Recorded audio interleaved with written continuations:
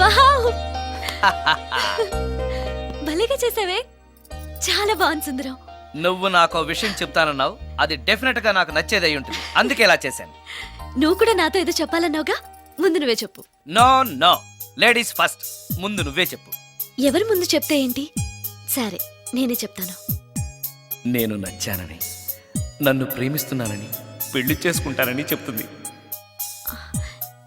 నేను ఆ, నేను ఆ, ఒక అతన్ని ప్రేమించాను. అతని పేరు కార్తిక్. యుఎస్లో ఉన్న కార్తిక్కి ఫోన్ చేసి మా అక్క గురించి చెప్పాను. కొద్ది రోజులు మీ అక్క నుంచి తప్పించుకుంటే చాలు, తర్వాత నేను వచ్చేస్తాను అన్నాడు కార్తిక్. ఏం జరిగినా ఎవరితోనూ చెప్పుకోలేని ఒంటరి ఆడదాన్ని నేను. ఓ మగాడు ఏమైనా చేస్తే నా పరిస్థితి ఏంటి అని మొదట్లో నీ గురించి చాలా భయపడ్డాను.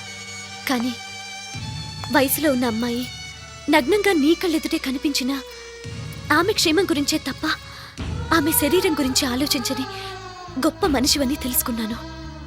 నువ్వే దిక్కని, జనం చేతులు జోడించి దండం పెట్టే దేవుడు కూడా తన భక్తుల్ని రక్షించలేకపోవచ్చు. కానీ నీ ఇంట్లో ఉన్న దయ్యం కూడా నీ వల్ల బాధపడకూడదు అని భావించే నువ్వు దేవుడి కన్నా చాలా గొప్పవాడివి. నిన్ను పెళ్లి చేసుకునే అమ్మాయి ఎవరో చాలా అదృష్టవంతురాలు. అతను ఎలా ఉంటాడు? బాగుంటాడు. ఎప్పుడు వస్తున్నాడు? రేపే. అమ్మయ్యా, నేను చెప్పాలనుకున్నది చెప్పేశాను. అవును, నువ్వు చెప్పాలనుకున్నది చెప్పవా? నేనొక ట్యూన్ అనుకున్నాను, అది ఫెయిల్ అయింది. ఆ విషయమే నీతో చెప్పాలనుకున్నాను. ఓ, బాగా డిసప్పాయింట్ అయ్యావా? ఇంత చిన్న విషయానికి అంత ఫీల్ అవుతావెందుకు? నీకున్న టాలెంట్కి ఒక్కటి ఫెయిల్ అయితే 100 ట్యూన్స్ వస్తాయి.